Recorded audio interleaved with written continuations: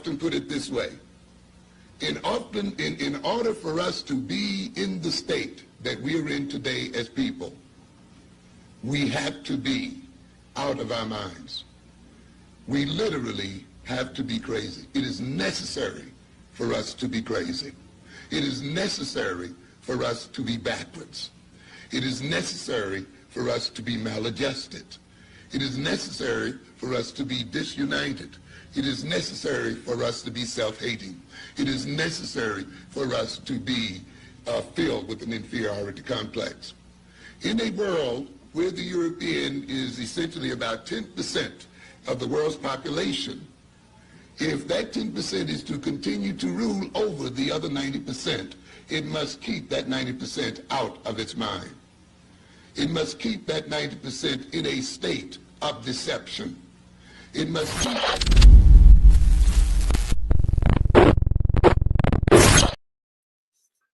Once again, it's on. Thank you for tapping in. This is Brian HRap Williams. This is the End of the Bench Media. A few minutes for HRap is the name of the episode, name of the show. Basically, we are going to get into ways to win. Ways to win is basically we already in this fight. I've already told you the war has started. We're in this fight. So we're going to come up with ways to win, and I'm going to show you why it is a war. Now, with that being said, thank you for tapping in. You already know what I'm going to ask you to do. You know. Bow. Please hit that like and subscribe. Hit that thumbs up.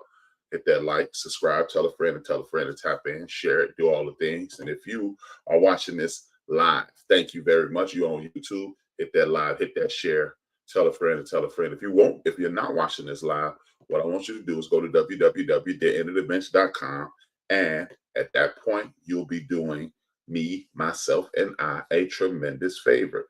Thank you.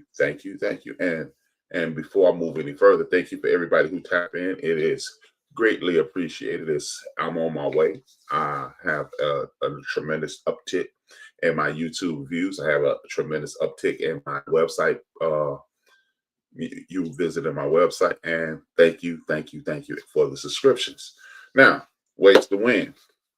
Ways to win. What are we trying to win? There is a tremendous uptick in hate, discrimination, and an attempt to roll back to a time in which the world perceived us as having less. Me personally, I think we were in a better situation, but there were certain inalienable rights that were not applied. The Constitution was not applied to the entire community, but we were working around that. And at the end of the program, we're going to go, and these are the sections we're going to talk about. Lost opportunities.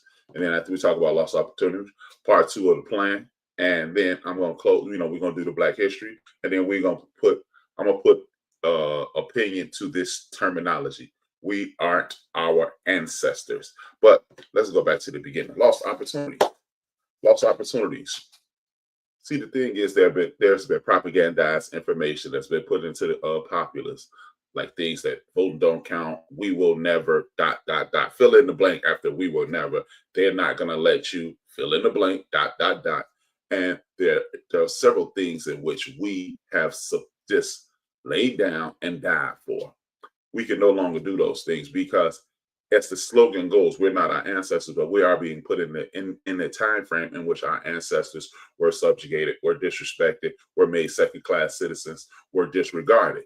We can no longer live like that. This is why I push history so hard. This is why when you go to my website, on the left side, you'll see the episode of the day, and you see on the right side a Black History video by One Mike History, Black History and Abundance, Black culture uncovered, and things of that nature. There are several entities in which I use, so you will have the information, so it won't just be me running my mouth at all times. There's no need for me to just run my mouth and just make up things, and that because there's enough things being made up. You have the commander-in-chief, the president of the United States, who is totally aloof, which lets you know there's a hand up his back. He's a human marionette. He's just running his mouth saying things that he has no clue that what he's talking about. He's using words out of context, and he's just up there a blubbering idiot. And that's why the world is in the situation it's in currently. But what I really want to talk about is how if you don't believe it's a war, what I want you to know is it is a war. And this is the blueprint for Project 2025. They're going to strip away education because without education, there's no base to build on. See, if you don't know, then you don't know how. If you don't know how, you can't create. Or you don't even know how to use your imagination because they systematically, in my personal opinion, stripped us of our imagination, stripped young people of their imagination because they put AI puts everything in front of you. You don't have to think. You don't have to do things in order to get things done. Or you don't, necessity is the mother of invention. If I do everything for you, you never have a need. If you don't have a need, you don't have a want. If you don't have a want, you're comfortable. If you're comfortable, we control you. And that's what we're dealing with right now. What I want you to know is this: over the last 4 years, not counting 2025, we have had an economy on the uptick. But you were horrid things about the economy is crashing. No, there are certain entities that the Biden-Harris administration put in place. There are certain governmental entities that they put in place. These were not businesses, but these were organizations that said, hey, we need to make sure Black and brown and others are getting opportunities. Done away with. We are going to make sure people know about their history. Done away with. We're going to make sure opportunities are available to the populace. Those things are done away with. Why would you want to do away with that thing? That's why they made things. And I'm going to show you this video in a little while about woke. And this is why they want DEI, critical race theory, and woke. They don't need you to know, because when you know, you fight against. See, you even see people on TV that I perceive as racist. And when you hold up the mirror of racism to their face, they no, not me. Oh, there's no way. And then they turn around and vote directly against that. I've seen people on television within the last 162 hours, 1 week, and they say, yeah, I've lost over $40,000 a month, but I still believe in the president. The reason you believe in that is because deep down inside, what you don't want to realize is you are a racist. Because anytime you don't want someone to have the same opportunity as you've already defeated yourself and you don't even know it. There's been instances when I was performing in athletics where I could have cheated or had the edge. Now, we're going to duke this out face to face, man to man, gun to gun. Well, we're not going to do it at all. I'm not going to cheat you because of the way I was raised with my parents and the coaches and the mentors that I had. The moment you start cheating, you've already admitted you're not good enough. And people clearly don't have that mentality anymore because they will cheat. They'll do everything they can to win. And then, bam, the opportunity, in my opinion, they don't even say it, but they've already lost because the reason you're cheating is because you don't think you can compete. He said, there's power in keeping people uneducated, unwoke, and the more you are, the more they won't have an awakening power. Thank you. That is my homegirl, Poetic Sense. Appreciate you. If you are looking at this, go to Poetic Sense, hit the subscribe. It is important that we support each other because that is the premise of the show today. I want us to support each other because we continue to live in this world in which support is not part of the conversation, and that is idiotic, but we're not going to get into that at this moment. But we need people. Well, the power structure needs people uninformed, uneducated, and unwilling to strive. Look, let's just be honest. Everybody cannot be the owner of.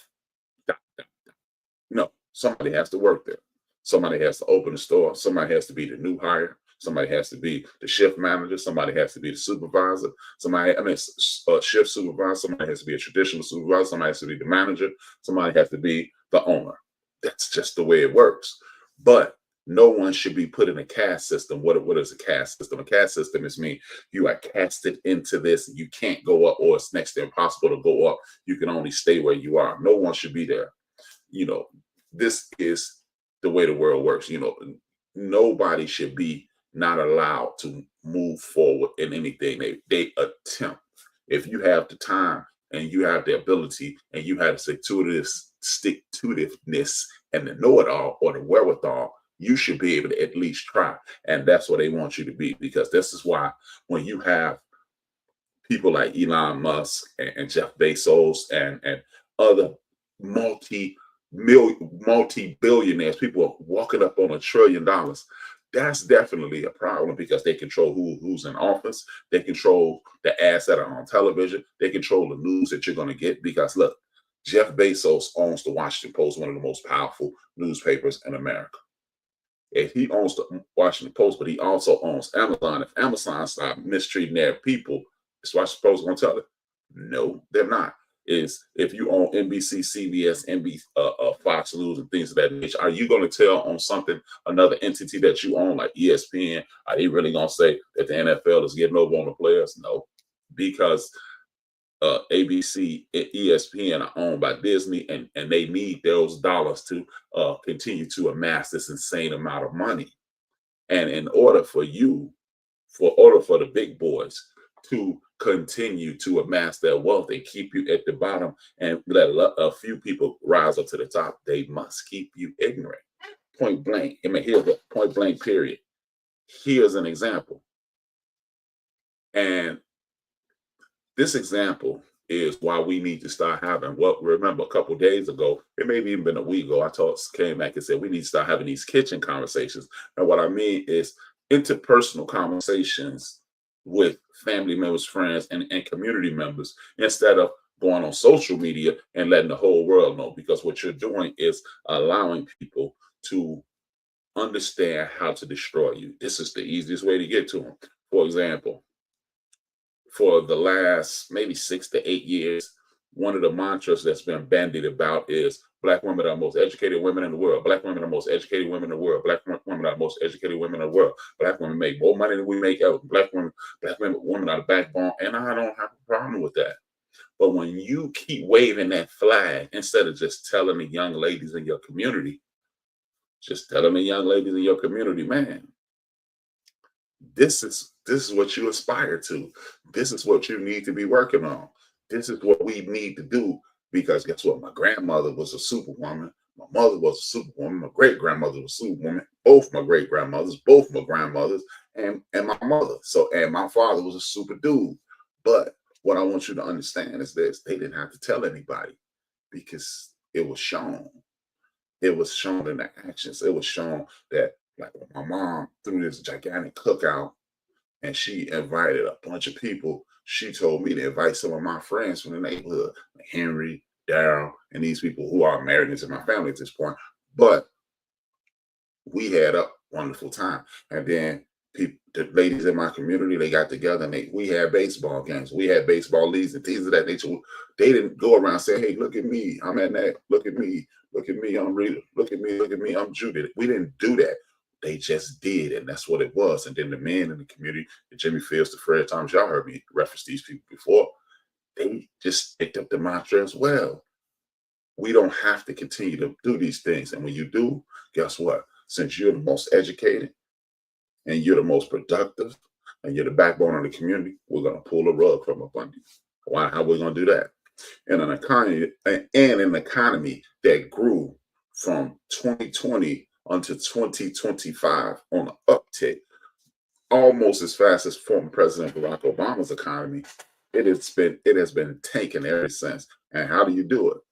What you do is you fire last month alone, just last month, 106,000 Black women lost their jobs. Now, some of these ladies left because they saw corporate America and they understood what was going on. Project 2025 did away with a lot of civil rights acts and civil rights laws that prevents you from having quotas. So guess what? These companies, these big name companies that really didn't want you there in the first place, they got rid of some of those sisters. The government got rid of a bunch of Black people.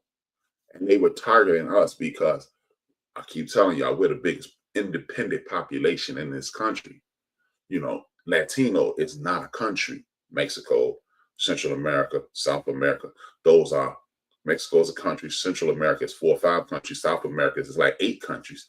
And that's where the Latino population comes from. But individually, we outnumber just about anybody in this country. And white is not a country either. So you are part of the European mishmash. So you're not white. So, like I said, that's a lost opportunity. And they're able to do that because Project 2025 says what we're going to do is cripple them. You cripple them, take the money away. And How do you take the money away?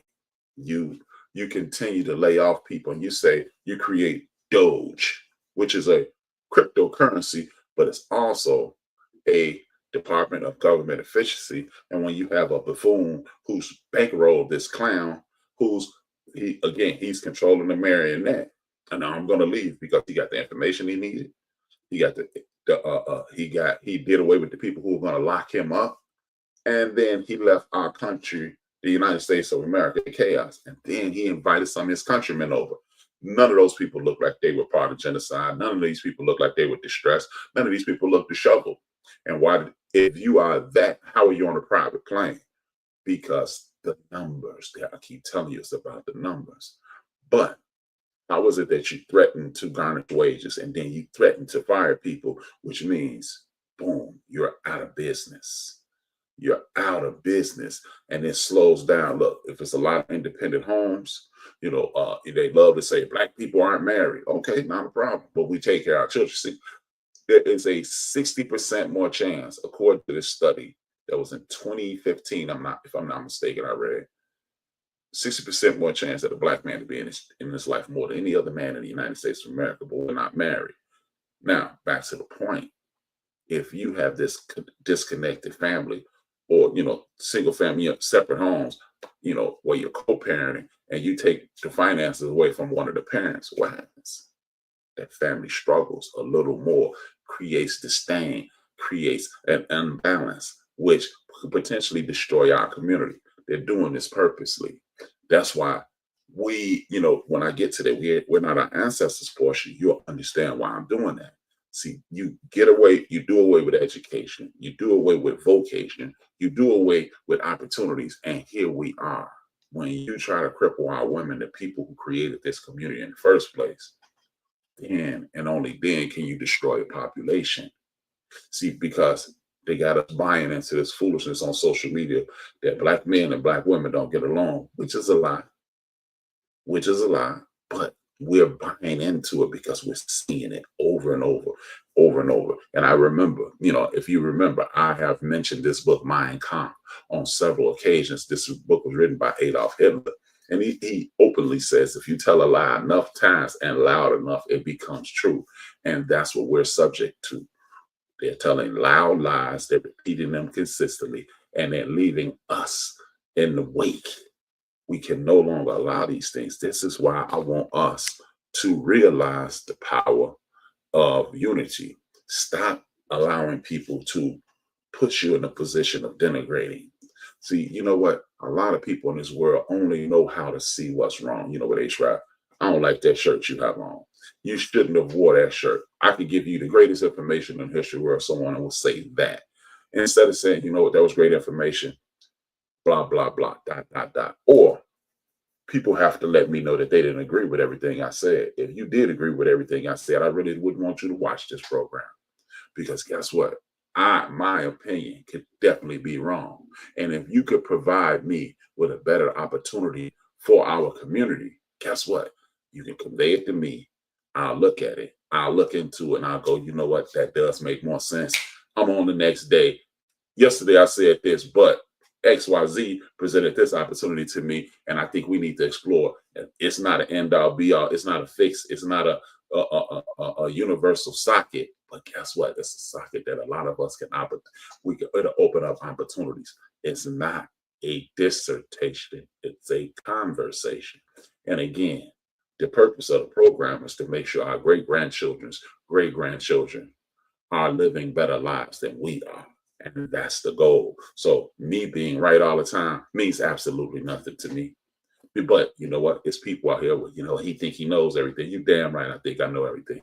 If you think that, I do know everything. And then if you do tell me something, guess what? I'm back. Then I know everything because I didn't know that. I'm back.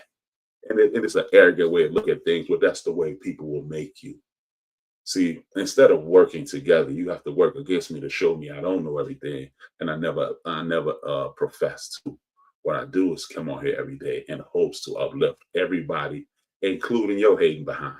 But that's neither here nor there. But these are the things that we need to understand. That's why things are going against us. That's why if you want to sit around and argue about, you know, you want to major in the minors, you will continue to lose. Part 2 of the plan is this segment. Part 2 of what plan? Project 2025 has systematically laid out everything that they're going to do. And this dude has, he is, first and foremost, he does not read. He is not aware. And he's probably the most ignorant, clinically ignorant people I've ever seen that hold an office on any level. With that being said, he is being told what to do. Again, the hand up the back like a puppet or the marionette strings. This is part 2 of Project 2025. If you cripple the women, you create disdain, and you could potentially create disdain in a home. They, according to them, our homes are already dejected, but they are looking at us from the perspective of their way of thinking. Me and you can get along. We can argue, fuss, and fight and every single day, but that does not mean we don't get along. That's just our way of communicating. And if you're on the outside of our culture, you don't know that. But we must start falling back and realizing what's going on. Part 2 of this is this. Project 2025 does not want us to do what we have to do to maintain our success. That's why they take away funding. Hey, pull yourself up by your bootstraps, and the government offers funding for everybody. And then the government that's in place are literally saying, we're going to give it to white people because they've been discriminated against. What day, what time, what month, what year, what minute. It doesn't happen. But that's what they do because they think it's their country. But when you look at history, it says that we've never had the ups. But what I want us to understand is this is why we need to be the purveyors of our own history. This is why we need to, like I said a couple days ago, don't hide the pain of our community from our children. That's the worst thing possible to do, because when you hide that pain from these children, what ends up happening is this. Our children will never understand why we push them. See, it's one thing. A lot of people say, well, college ain't for everybody. It's not. Everybody is an academic. School ain't for me. That's debatable. But how is it that we got to the point where we used to provide guidance, being elders, and now we're letting the young people tell us what's good for them? Without experience, you don't know what's good for you. See, college isn't for academic excellence, because the same things you learn in college, you can learn right at home. It's about people skills. It's about seeing things different. And it's about engaging and creating opportunities. Because when you know how to cook and I know how to build an oven, we can come together and create a restaurant. You may not have any people skills, but you may be the greatest food preparation person in the history of the world, chef or otherwise, right? You will have those things. And what you will be able to do is this. You will be able to put yourself in a position to network with me, and we can create something that we might have somebody else. Like I may be a tremendous people person. You can prepare, and this person is the person who can do the documents. That person does the documents. He's just as important as the person who prepares the meal. And neither one of those people are people. You know, they're not personable, or I should say. So we all come together and we create a pyramid of power. But look, guess what? If you remove the floor from the pyramid, it falls. If you move one side of the pyramid, it falls. You need all three pieces. And I may not be able to perform those acts. This person may not be able to perform those acts, but together we can do it. And that's why the consistent situation in my conversation has always been working together. But people seem to be allergic to working together. And she says, plus, if you don't let them know the history, they'll repeat it. Thank you. That's another great point. Thank you, Pope. And like I said, we are dealing with this over and over again. And that's why we need to express that pain. Let that pain permeate inside each child. Oh man, it's gonna mess their minds up. No, it's not. We're not that weak. If we were that weak, we wouldn't be here. Remember, at one point, our people who lived here already and the people who shipped over here were attempted to be beaten into submission. Didn't work. Poisoned with the food. Didn't work. Raped. Didn't work. Sold off. Didn't work. We still found each other. Some of the things that we're going to erase your history, you weren't able to. Then we're going to create laws to destroy you. You didn't. We're going to create laws to put you on top of each other so you can destroy yourself. Didn't happen. We're going to poison and disease in your community. We're going to do away with it. Not going to happen. And every time they come up with something, we overcome it. And that's why when they tell you, pull yourself up by your bootstraps, it never works. Well, if I don't have boots and you're preventing me from having boots, how can I pull them up by my straps?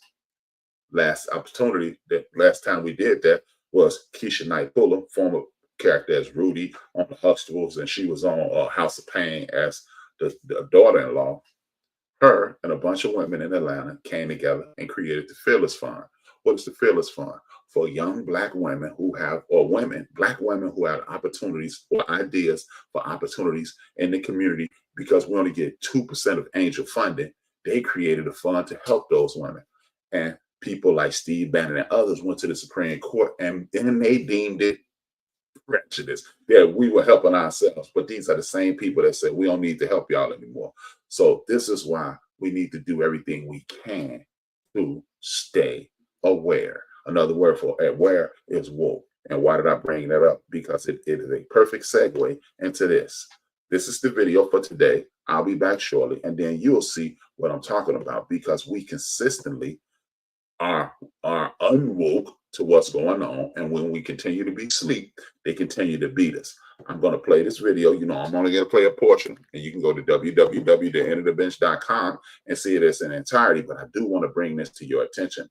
I'll be here in the event that I'll stop it when I need to. Imagine a word born from the heartbeat of jazz, born out of the struggle of history and the whispers of resilience, a word that is now so toxic that it's lost all meaning. Well, this is the word woke. And today we're going to unravel the history of woke and how it devolved from a cry of awareness to a catch-all term for people on the left and Black people in general. And if you like stories like this, you can find more stories like this at onemikehistory.com. Please support the YouTube channel. Please support my Patreon or my Buy Me Coffee. And I have a new channel, One Mic 2. Check it out for audio-only episodes. And without further ado, let's get started. This journey starts in the Roaring 20s, an era that was painted with the vibrant flows of jazz and the explosion of Black culture. Underneath this glittering surface, a profound movement stirred. Marcus Garvey, a visionary Jamaican philosopher and social activist, called on global Black citizens. In 1923, he commented to wake up Ethiopia, to wake up Africa. Through his words, Garvey ignited a spark in Black communities across the globe. His plea was not about physical awakening, but a call. And again, this is exactly what I'm talking about. Every time, this is a perfect example of what I was talking about. Every time we come together and say, you know what, they're right, we don't need them, let's do this. They incarcerated this man with a trumped up charge. That charge still holds over his head today. And everybody knows that the FBI trumped up the charges. Everybody knows that the FBI put him in a disadvantage and incarcerated him, let him go and deported him because he was doing what they told us to do. He was creating an organization in which, well, we would go back to the continent and then we would open opportunities and leave them behind. I don't want you here. It's not that I don't want you here. I don't want you here and have your own mind to think with. For political and social enlightenment. As the years rolled on, there was this notion of wokeness that continued to evolve. But it was in 1938 where the phrase really took hold, intertwined with the cry for justice with the rhythmic sounds of blues. In the hands of blues musician Lead Belly, the term found a new stage. A tragic yet pivotal point in Black history unfolded in Scottsboro, Alabama in 1931, when 9 Black teenagers were accused of raping 2 white women, a crime that they did not commit. Lead Belly crafted a poignant protest song about the Scottsboro boys, and at the day's end, he collected his thoughts and spoke to his audience, stating that I made this little song about down there. He spoke, I advise everybody to be a little careful when they go along down there, and it's best to stay woke and to keep. Now, this is what I'm talking about. Staying woke is the order of the day. If they allow you to be woke or synonym for aware, then you won't struggle. You won't be under their boot. You must continuously feel as if you need them. And if you need them, then you must adhere to my rules. And if you don't adhere to my rules, I'll destroy you. See, again, this is why myself and others will consistently say you need to participate in local community politics. You need to have people who are fighting for these ideals. See, we thought equality was what we wanted. We just need the defense of the law. If the law is on our side, then whatever we do after that is on us. But we have been duped into believing into truth, justice, and the American way. And that does not work. Ladies and gentlemen, brothers and sisters, that does not work to your advantage, because true justice and the American way has never worked for you.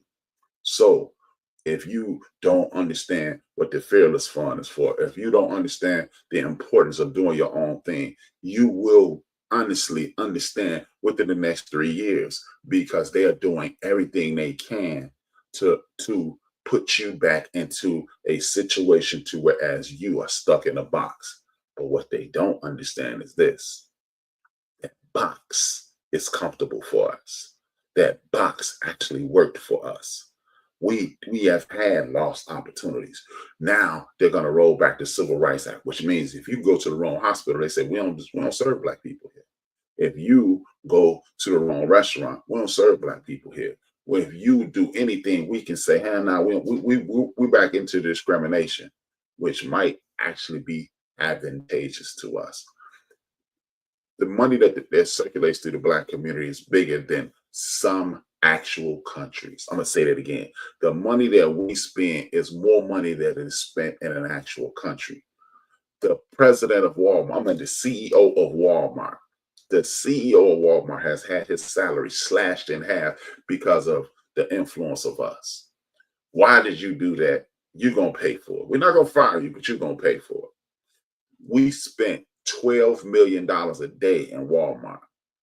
If we spent that money in our community, $12 million a day in my grocery store, your gas station, somebody else dry cleaners, somebody else food supplier. All we need is the goods to barter with you. And then we're going to present you with this currency, this legal tender, and you're going to give us this. Walmart is talking about going up on their prices because of the tariffs.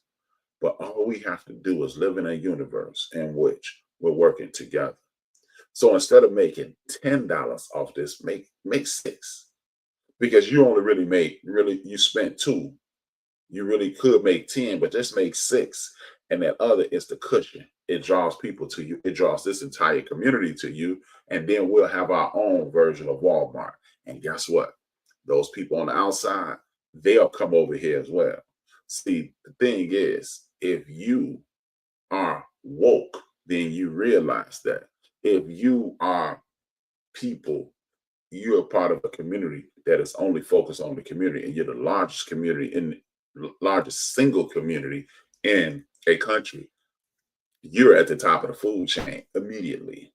This is what I want us to understand. So when you get rid of Fearless Fund, what you do is make sure the people who are in state legislation, whether it be the governor, the state senators, the U.S. senators, the state representatives, and the U.S. representatives, make sure they're fighting your fight.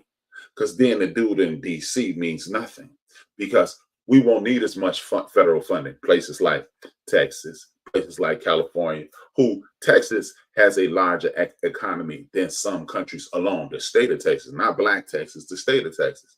So if places like Texas, California, New York, Illinois, if we're funding the rest of the country, just imagine if we kept that money inside of this state.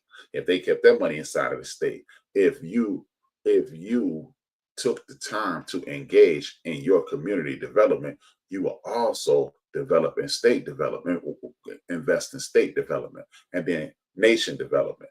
What you cannot do is sit back and say, well, what they're not going to do, they ain't going to do ...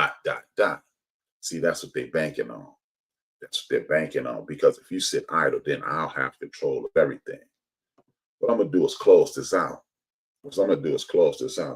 with this terminology. We ain't our ancestors, which a lot of people think because they're uneducated, they have not invested any time, any energy, or have no interest in learning your history.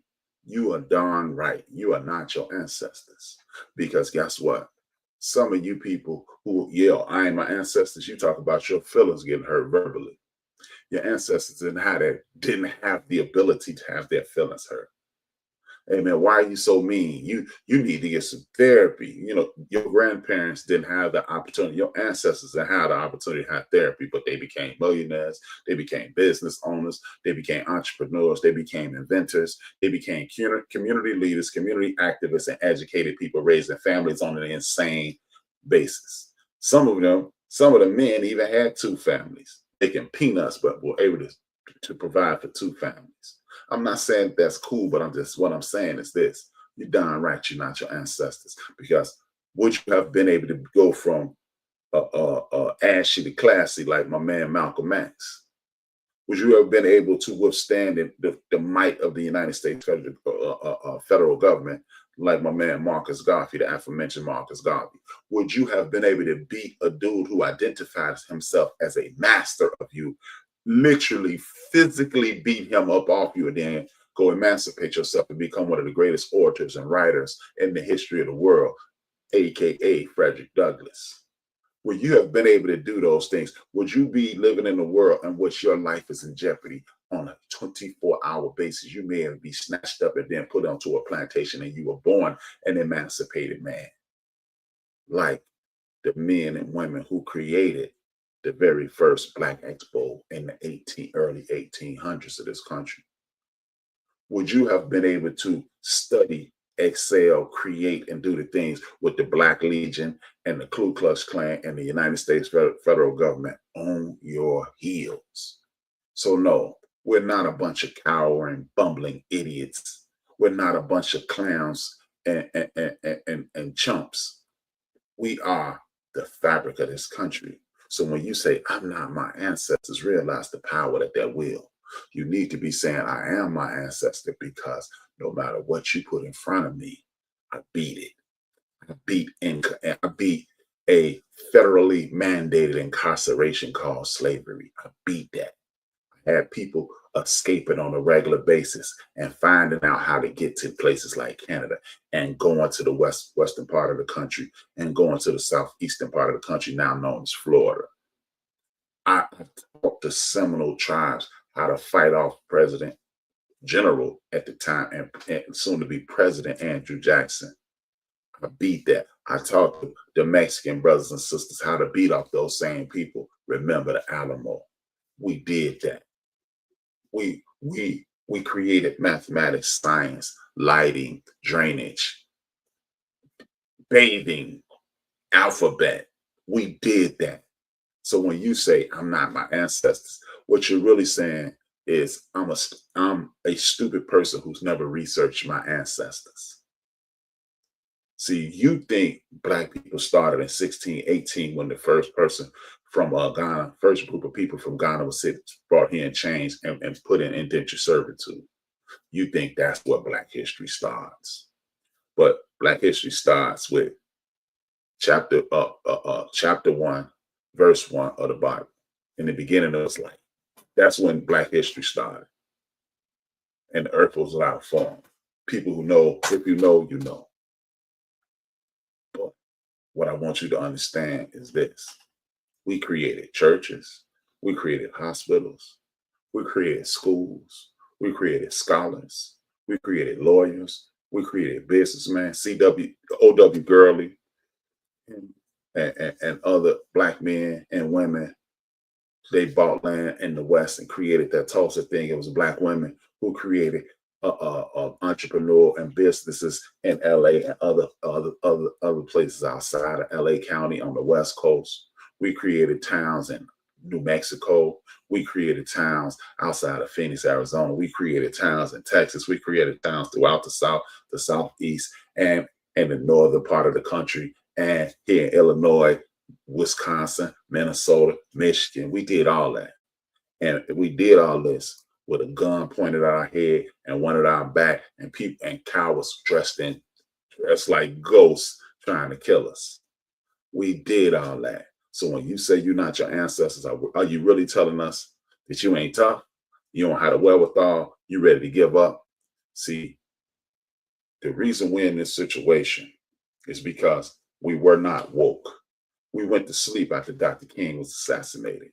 What do I mean that we went to sleep? Because we thought Dr. King saying we need to have the opportunity, that means we should have done. If everybody loved our food because they had us cooking for them, why are we going to their restaurants? Why are we going to Ruth Chris? Why are we going to the Outback? Why are we going to an Applebee's that's not Black owned? Why are we going to a McDonald's that's not Black owned? Why are we not just shopping in community restaurants? Why is it a Black dude who just saved? He's in the midst of saving Red Lobster, and I can't think of the Mr. Childs. He saved Mr. Childs, and then he's in the midst of saving Red Lobster right now. See, if you realize how great you are and understand what you've been through at that moment, you realize you don't need anybody. All you need is air and opportunity. There go the air. Here's the opportunity.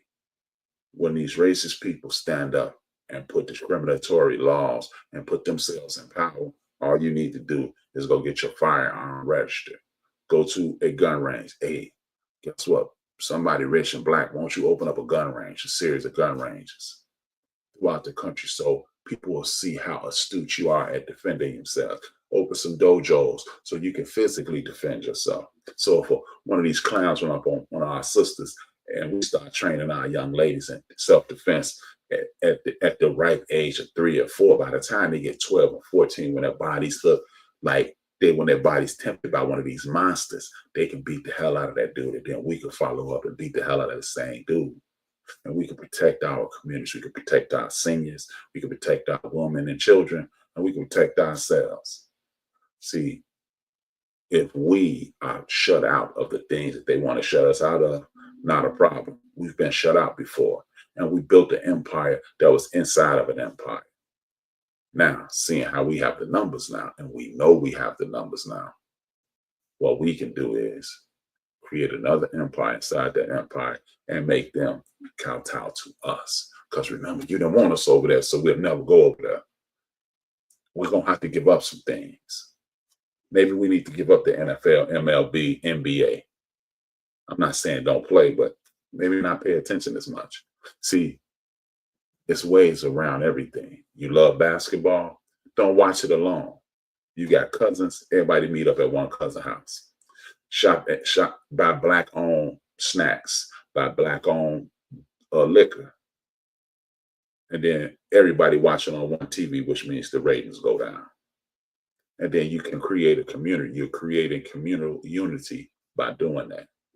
Or not watch it at all and go back in the yard, play you some cards, play you some cornhole, do anything.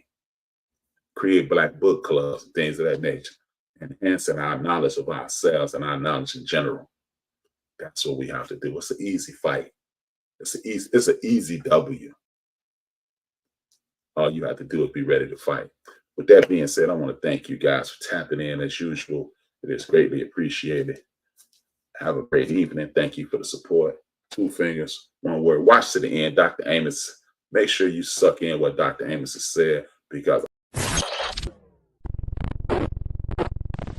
and it is necessary for those people who rule over us and who rule over African people the world over, if those people are to stay in power, they must destroy our ability to love each other in a healthy sort of way. This is why